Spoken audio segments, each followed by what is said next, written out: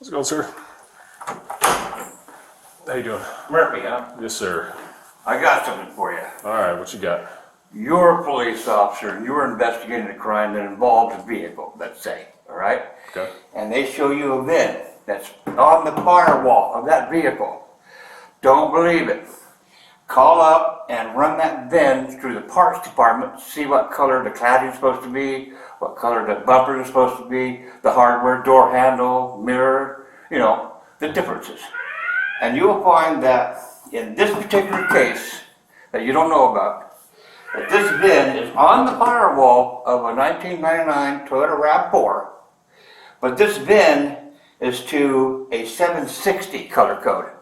That's what this VIN goes back as. The door handles are supposed to be green, same color as the vehicle, the bumpers, pretty much everything's green. Okay. Nothing's not green. But this VIN is on a K95, which is a two-tone. It has unpainted bumpers, unpainted catalytic, unpainted flares, and black door handles and black mirror. Where's this vehicle at? So, when you're involved in a case, remember to do that. Okay. And you might catch somebody forging this. Now, for $100,000 reward out there associated with this number, I have proven to you, I will prove to you, that this number does not belong stamped on that vehicle. And the question that you have to answer, I don't know how they did it, but there's the numbers and they're not matching, you see. You see that? How this has been put on there. This is not Toyota font, and it's on there pretty good, but not quite all the way. Okay. So this has been added to it. So how did they do that? Because it had, this is actually a 2, and this is a 1. This is supposed to be, but they have it as 3 and a 4. So these two numbers have been messed with. Okay. How they do that, I don't know. I have no clue. But they did it, because there's the proof of it. Now, have you watched Making a Murderer on Netflix? I haven't watched it. No. Well, this is the vehicle to Making a Murderer. Stephen Avery, Brendan Dassey has been in prison for like 18 years apiece. And that VIN is not, or that on that firewall, does not correspond with the vehicle color code. Okay. That's it. So if I take a photocopy of this, who can I send it off to? Well, here's what it is, that I need an email address, and then I will send you a video link, and then you can use that video link. Okay. All right, that's what I really need to do. Okay. Yeah. But you got a camera running right now, right? I do. Yes, sir. Okay, all this, now what I want to do is I want you to, two reasons why I'm coming to you. The first reason is in an investigation, police investigation, don't just take the numbers and say, well, that's the numbers. Right. Get down there and look at the numbers and make sure. And then call up, in this case, Toyota. Call the parts department, have them run it, and see if everything matches. Because if it doesn't match on it, then boom, you busted them. See? Okay. Just by making a few phone calls. Now, had they made phone calls, these two guys wouldn't be in prison. And they wouldn't have had all this stuff. So, What state are these guys in? this is in Wisconsin. Okay. So But the lesson to be learned here from that is you need to put that in your guys' manual or something. I don't know. But however you do that because it's an investigative tool.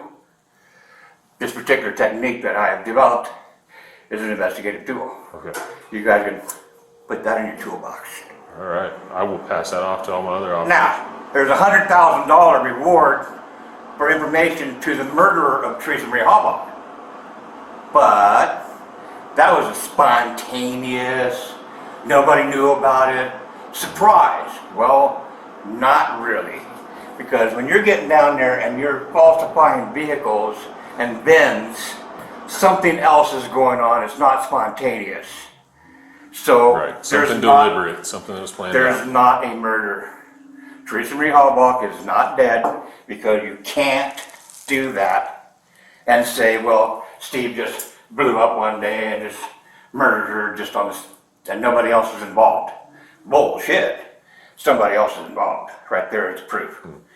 So if you can, Cheney Police Department, you contact Kathleen T. Zellner and say, in our investigation, we found out that you got the wrong vehicle and you've had the wrong vehicle the whole time. You see?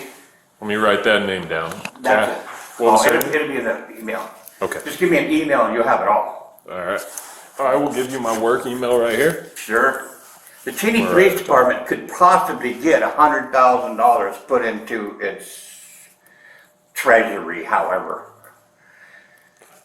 Because the reward's out there. You're an entity, you know, and a person or an entity that solves the case gets the money, right? Right. I don't know if we can. I don't know if we can as law enforcement, but you could. I mean, potentially. I don't know. Well, I'm gonna get a CAD on this, right? Yeah. You want the CAD number? Well, I gotta have the CAD number. That's my Absolutely. receipt. 802. Can I get the CAD number? I'll write it under the case number, probably. Sure. Right? But the real big question is, For 1 sec.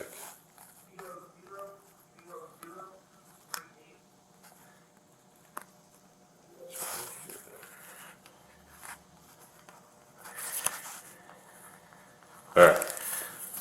Right there. the other thing that I can't answer is how did they do it? It's done. How did they do it? You see? It's a great And question. besides that, we've got information that the VIN listed to Teresa Halbach is not listed Teresa Halbach. Yeah, it's not her VIN, and they made up all this paperwork and stuff like that, and it's not true. You know, because her vehicle was dark green and this is a bright blue.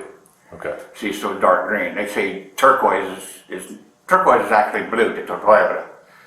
You see, but her vehicle is dark green, which is a 6P3 deep jewel green. That's what she was. Okay. But it's not a color code combination. It's single. But somebody, now here's the point, is somebody knew this, and they gave them the wrong vehicle, so they put that VIN on there not knowing about the color code.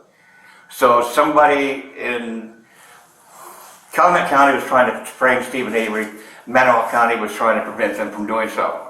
So they took her vehicle because they impounded it on the 3rd, and this was impounded on the 5th, and they charged these guys, and they got convicted for murder on the vehicle they impounded on the 5th, when actually her vehicle was on the 4th in Manawa County, and this is in Calumet County. There's 2 RAV4s. Right. So the picture here of that VIN, did that come from the show? Is that the one they showed? This is the one that that Stephen Avery Brindisi was convicted on. Okay. Which this is fraudulent, and fraud on found in the court makes the conviction null and void. In addition to, they didn't have, because of the fraudulent, they didn't have jurisdiction, which is Federal Rule 60B4, which is void judgment, void. So they walk out of prison. So what you're going to do, rightfully, okay, is free 2 guys from prison that shouldn't be there. You see, and that's what this is about. All right. Well, let me grab a picture of that so I can take it with this camera here. It's yours. It's all for me. Perfect. This is the only one. I just had it made up and printed and come down to you, but Do you need these notes though? no, Okay. you do. Okay, I'll keep it then. But Steve Bogle down here in Otto, Okay. he doesn't know how they did it, and he's not going to get out there and say, because he's a business. He can't do that. Right. So the only other option, and all the other businesses are not going to sit there and say how you do that. So I need to know how they did that. The only people that know how they did that is them and you. That's I'm here. I don't know how they put those on there, but they're on there. Sounds like I got some homework to do. No, Well, it sounds like you've done the homework. I'm just waiting on that email. you're waiting on the email. I right. make your job easy. All right, sir. So I'll be waiting on that email, but it was nice to meet you. All right. I guess I got to go watch that show now too. Making a murder? Yeah. I'm part of the team, man. Cool. All right. So anyway, the reason why I'm here is I'm in the support and defense of the Constitution of the United States of America, the oath that I took. I didn't untake it when I got out. Right. And I see a violation of the Constitution, and thus I bring it to you. When I was in the Navy, you take it up to your superior officer, and then they take it up to headquarters. That's the reason why I don't take it to them. Right. Down there, I bring it to my local law enforcement. If I give you information Taught about to go up the chain. I get something else, then you're going to send it to them and say, hey, Sheeny says you guys are, I'm on camera, so I won't say. All right? it. All right. But I want you to write up a police response to a vehicle and the association with the VIN and how you double check the VIN. Okay. Versus, oh, well, that's it, let's just take it in. And come to find out, you got snookered. Right. See? Okay. Now, I don't know if they taught you that, but Not exactly, but yeah, There it I is. look up bins all the time, but maybe not that route. So I learned something today. go to the parts department, guys, and make sure that it's called the exterior, parts and hardware. Okay. The door handle and the mirror housing are the hardware. That's a different category than the bumpers and the side cap molding and that. It's one tone, two tone. Toyota. So I got to look up this paint code too then. K95. Yeah, K95 and 760. You'll see the difference between the two. Okay. And the VIN is on a 760 single tone, or the VIN is a 760 single tone, but the vehicle it's on is a K95. Got it. You cannot, because it comes out of the factory that way, and there's only one VIN. There's only one, it don't work that like that. Right. So anyway, All right. there you have it. Got it. Well, it's nice meeting you, sir. Nice meeting you. Monday or Tuesday, you should be expecting a video coming in. Okay. Perfect. Okay. Perfect. I probably won't be back to work until actually Tuesday. I'll be back on Tuesday, so that'll be Tuesday, perfect. I'll wrap it up Monday and have it in your inbox. Sounds good. The only thing is, though, is that I filmed somebody ordering parts over the phone. The guy that I filmed, I got his permission to film, but the person that's on the phone, I didn't.